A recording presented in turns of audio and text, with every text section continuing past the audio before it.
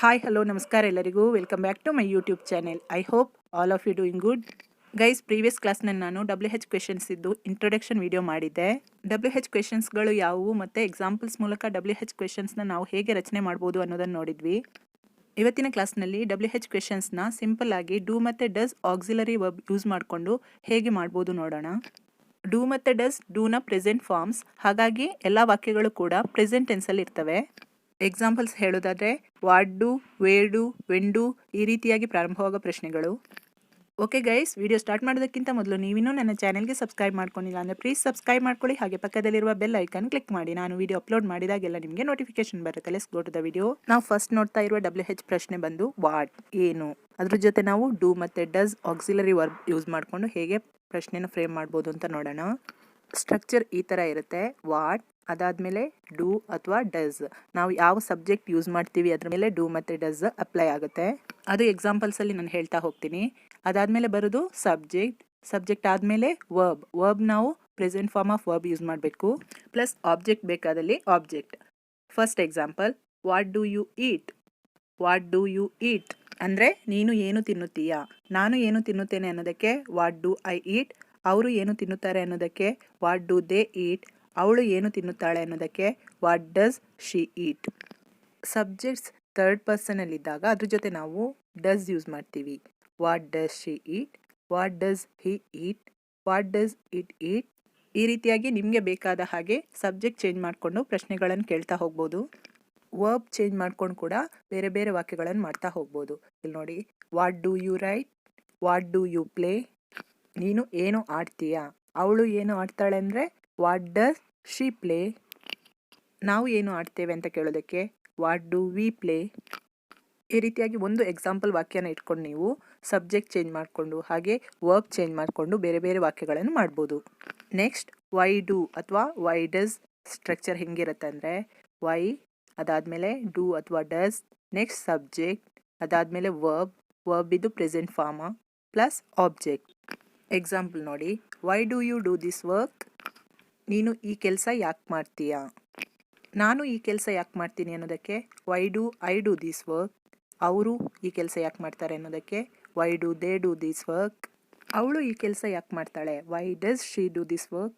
Why does he do this work. Why does it do this work. ಈಗ ಇಲ್ಲಿ ವರ್ಬ್ನ change ಮಾಡಿ do ಇದ್ದಲ್ಲಿ ಬೇರೆ ಯಾವುದಾದ್ರು ವರ್ಬ್ ಹಾಕಿದಾಗ why do you come here. ನೀನು ಯಾಕೆ ಇಲ್ಲಿ ಬರ್ತೀಯಾ. Why does she speak. ಅವಳು ಯಾಕೆ ಮಾತನಾಡುತ್ತಾಳೆ. ನೆಕ್ಸ್ಟ್ WH ಪ್ರಶ್ನೆ ಬಂದು ವೆನ್, ಅದ್ರ ಜೊತೆ ಡೂ ಮತ್ತು ಡಸ್ ಯೂಸ್ ಮಾಡುವಾಗ ಸ್ಟ್ರಕ್ಚರ್ ಈ ಥರ ಇರುತ್ತೆ. ವೆನ್, ಅದಾದಮೇಲೆ ಡೂ ಅಥವಾ ಡಸ್, ನೆಕ್ಸ್ಟ್ ಸಬ್ಜೆಕ್ಟ್, ವರ್ಬ್ ಇದು present form plus object. Examples ನೋಡಿ, when do you come to office. When do you come to office. ನೀನು ಆಫೀಸಿಗೆ ಯಾವಾಗ ಬರ್ತೀಯಾ. ಅಥವಾ ನಾನು ಆಫೀಸಿಗೆ ಯಾವಾಗ ಬರ್ತೀನಿ ಅನ್ನೋದಕ್ಕೆ when do I come to office. When do they come to office. When does she come to office. When does he come to office. When does it come to office. ನೋಡಿ, ಇದೇ ಎಕ್ಸಾಂಪಲ್ ತಗೊಂಡು ನೀವು ಬೇರೆ verb ಹಾಕಿ ಬೇರೆ sentence ಮಾಡ್ಬೋದು. ಅದೇ ರೀತಿ object change ಮಾಡಿಕೊಂಡು ಬೇರೆ ಸೆಂಟೆನ್ಸ್ ಕೂಡ ಮಾಡ್ಕೋಬೋದು. ನೆಕ್ಸ್ಟ್ ಪ್ರಶ್ನೆ ಬಂದು ವೇರ್, ಎಲ್ಲಿ. ವೇರ್, ಅದಾದಮೇಲೆ ಡೂ ಅಥವಾ ಡಸ್, ಸಬ್ಜೆಕ್ಟ್ ಪ್ಲಸ್ ವರ್ಬ್ ಇದು present form plus object. Where do you study.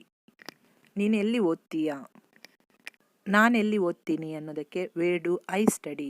ನಾವು ಎಲ್ಲಿ ಓದ್ತಿದ್ದೀವಿ, where do we study. Where do they study. Where does she study. Where does he study. Where does Arya study. Arya ಎಲ್ಲಿ ಓದ್ತಾನೆ. Next ಪ್ರಶ್ನೆ ಬಂದು which, ಯಾವುದು ಅಥವಾ ಯಾವ.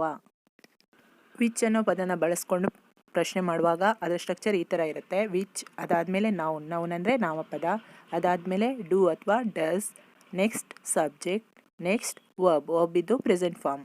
Which colour do you like. ನಿನಗೆ ಯಾವ ಕಲರ್ ಇಷ್ಟ. ಅಥವಾ ನನಗೆ ಯಾವ ಕಲರ್ ಇಷ್ಟ ಅನ್ನೋದು ಕೇಳೋದಕ್ಕೆ which colour do I like. ಅವರಿಗೆ ಯಾವ ಕಲರ್ ಇಷ್ಟ, which colour do they like. ಅವಳಿಗೆ ಯಾವ ಕಲರ್ ಇಷ್ಟ, which colour does she like. Which colour does he like. Which colour does it like. Which dress do you like. ಯಾವ dress ನಿಂಗೆ ಇಷ್ಟ. Which business do you do. ನೀನು ಯಾವ business ಮಾಡ್ತೀಯಾ. Next ಪ್ರಶ್ನೆ ಬಂದು ಹೌ, ಹೇಗೆ. ಅದ್ರ ಜೊತೆ ಡೂ ಮತ್ತು ಡಸ್ ಯೂಸ್ ಮಾಡಿದಾಗ ಸ್ಟ್ರಕ್ಚರ್ ಈ ಥರ ಇರುತ್ತೆ. ಹೌ ಆದಮೇಲೆ ಡೂ ಅಥವಾ does plus subject plus verb present form plus object. How do you go to work, ನೀನು ಕೆಲಸಕ್ಕೆ ಹೇಗೆ ಹೋಗ್ತೀಯಾ. ನಾನು ಕೆಲಸಕ್ಕೆ ಹೇಗೆ ಹೋಗ್ತೀನಿ, how do I go to work. ಅವ್ರ ಕೆಲಸಕ್ಕೆ ಹೇಗೆ ಹೋಗ್ತಾರೆ, how do they go to work. How does she go to work, how does he go to work, how does it go to work, how does Asha go to work, how do I get success, ನನಗೆ success ಹೇಗೆ ಸಿಗ್ತದೆ, ನಿನಗೆ success ಹೇಗೆ ಸಿಗ್ತದೆ, how do you get success. Next ಪ್ರಶ್ನೆ how many ಅಂದರೆ ಎಷ್ಟು. ಎಣಿಸ್ಲಿಕ್ಕೆ ಸಾಧ್ಯ ಆಗುವಂಥ ಪ್ರಮಾಣದ ಬಗ್ಗೆ ಕೇಳುವಾಗ ನಾವು ಹೌ ಮೆನಿ ಅಂತ ಯೂಸ್ ಮಾಡ್ತೀವಿ. ಅದ್ರ ಜೊತೆ do does auxiliary verb use ಮಾಡ್ಕೊಂಡು ಹೇಗೆ ಪ್ರಶ್ನೆ ಕೇಳ್ಬೋದು ಅಂತ ನೋಡೋಣ. ಹೌ ಮೆನಿ ಅದಾದಮೇಲೆ ನಾಮಪದ ಬರುತ್ತೆ, ಅದಾದಮೇಲೆ ಡೂ ಅಥವಾ does, next subject, next verb of present form. How many apples do you eat, ನೀನು ಎಷ್ಟು ಆ್ಯಪಲ್ಸ್ ತಿಂತೀಯಾ. ನಾನು ಎಷ್ಟು ಆ್ಯಪಲ್ಸ್ ತಿಂತೀನಿ, how many apples do I eat. ಅವ್ರು ಎಷ್ಟು ಆ್ಯಪಲ್ಸ್ ತಿಂತಾರೆ, how many apples do they eat. How many apples does she eat, how many apples does he eat, how many apples does it eat. How many apples does Rupa eat, Rupa ಎಷ್ಟು apples ತಿಂತಾಳೆ. How many dresses do you have, ನಿನ್ನೊಟ್ಟಿಗೆ ಎಷ್ಟು ಡ್ರೆಸ್ಗಳಿವೆ. ಈ ರೀತಿಯಾಗಿ ಎಣಿಸ್ಲಿಕ್ಕೆ ಸಾಧ್ಯ ಆಗುವಂತಹ ಪ್ರಮಾಣದ ಬಗ್ಗೆ ಕೇಳುವಾಗ ನಾವು ಹೌ ಮೆನಿ ಯೂಸ್ ಮಾಡ್ತೀವಿ. ನೆಕ್ಸ್ಟ್ ವರ್ಡ್ ನೋಡಿ ಹೌ ಮಚ್ ಅಂದ್ರೂ ಎಷ್ಟು, ಬಟ್ ಇದು ನಮಗೆ ಎಣಿಸಲು ಸಾಧ್ಯವಾಗದೇ ಇರುವಂತಹ ಪ್ರಮಾಣದ ಬಗ್ಗೆ ಕೇಳುವಾಗ ಯೂಸ್ ಮಾಡುವಂತಹ ವರ್ಡ್ ಹೌ ಮಚ್. ಅದಾದಮೇಲೆ ನಾಮಪದ, ನೆಕ್ಸ್ಟ್ ಡೂ ಅಥವಾ ಡಸ್, ನೆಕ್ಸ್ಟ್ ಸಬ್ಜೆಕ್ಟ್, ನೆಕ್ಸ್ಟ್ ಬರೋದು ವರ್ಬ್ ಪ್ರೆಸೆಂಟ್ ಫಾರ್ಮ್. ಎಕ್ಸಾಂಪಲ್ ನೋಡಿ how much rice do you need, ನಿನಗೆ ಎಷ್ಟು ರೈಸ್ ಬೇಕು, ನನಗೆ ಎಷ್ಟು ರೈಸ್ ಬೇಕು, how much rice do I need. ಅವರಿಗೆ ಎಷ್ಟು ರೈಸ್ ಬೇಕು, how much rice do they need. How much rice does she need, how much rice does he need, how much rice does it need.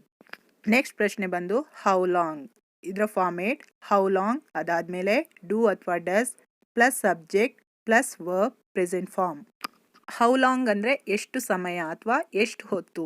ನೋಡಿ examples how long do you work, ನೀನು ಎಷ್ಟು ಹೊತ್ತು ಕೆಲಸ ಮಾಡ್ತೀಯಾ. ನಾವು ಎಷ್ಟು ಹೊತ್ತು ಕೆಲಸ ಮಾಡ್ತೀವಿ ಅನ್ನೋದಕ್ಕೆ how long do we work, how long do they work, how long do I work, how long does she work, how long does he work, how long does it work, how long do we need to work. ಅಂದರೆ ನಾವು ಎಷ್ಟು ಹೊತ್ತು ಕೆಲಸ ಮಾಡಬೇಕು. Guys next word ಬಂದು ಹೂ, ಯಾರು. ಪ್ರಶ್ನೆ structure ಈ ಥರ ಇರುತ್ತೆ.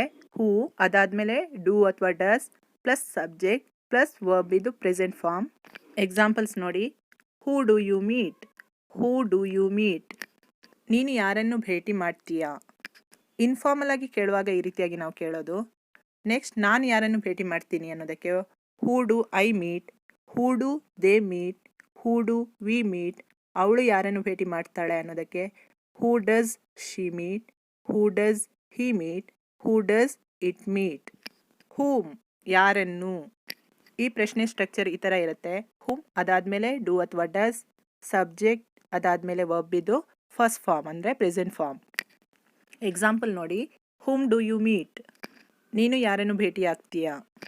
ನೋಡಿ ನಾನು ಆಗಲೇ ಹೇಳಿದೆ ಹೂ ಡು ಯು ಮೀಟ್ ಅಂತ ಕೇಳೋದು ತುಂಬಾ ಇನ್ಫಾರ್ಮಲ್ ಆಗಿರುತ್ತೆ. ಸ್ವಲ್ಪ ಫಾರ್ಮಲ್ ಆಗಿ ಕೇಳಬೇಕು ಅಂದರೆ ನೀವು ಹೂಮ್ ಅನ್ನೋ ವರ್ಡ್ನ ಯೂಸ್ ಮಾಡಿ. Whom do you meet meaning ಎರಡರಿದ್ದು ಸೇಮ್ ಇರುತ್ತೆ. ಇನ್ನೊಂದು ನೋಡಿ whom do you give the gift to, ಅಂದರೆ ನೀನು ಗಿಫ್ಟ್ನ ಯಾರಿಗೆ ಕೊಡ್ತೀಯಾ. ನೆಕ್ಸ್ಟ್ ಎಕ್ಸಾಂಪಲ್ ನೋಡಿ to whom do you give the gift, ಇದರ ಮೀನಿಂಗ್ ಕೂಡ ನೀನು ಗಿಫ್ಟ್ನ ಯಾರಿಗೆ ಕೊಡ್ತೀಯಾ ಅನ್ನೋದೇ ಇದೆ. ಈ ರೀತಿಯಾಗಿ ಕೇಳೋದು ಇನ್ನೂ ಹೆಚ್ಚು ಫಾರ್ಮಲ್ ಆಗಿರುತ್ತೆ. ನೆಕ್ಸ್ಟ್ ಪ್ರಶ್ನೆ ಬಂದು ಹೂಸ್ ಅಂದರೆ ಯಾರ ಅಥವಾ ಯಾರದ್ದು.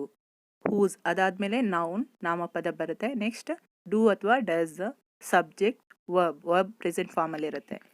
ಎಕ್ಸಾಂಪಲ್ಸ್ ನೋಡಿ whose books do you take, ನೀನು ಯಾರ ಬುಕ್ಕು ತೆಗೆದುಕೊಳ್ಳುತ್ತೀಯಾ. ನಾನು ಯಾರ ಬುಕ್ಕು ತೆಗೆದುಕೊಳ್ಳುತ್ತೇನೆ ಅನ್ನೋದಕ್ಕೆ whose books do I take.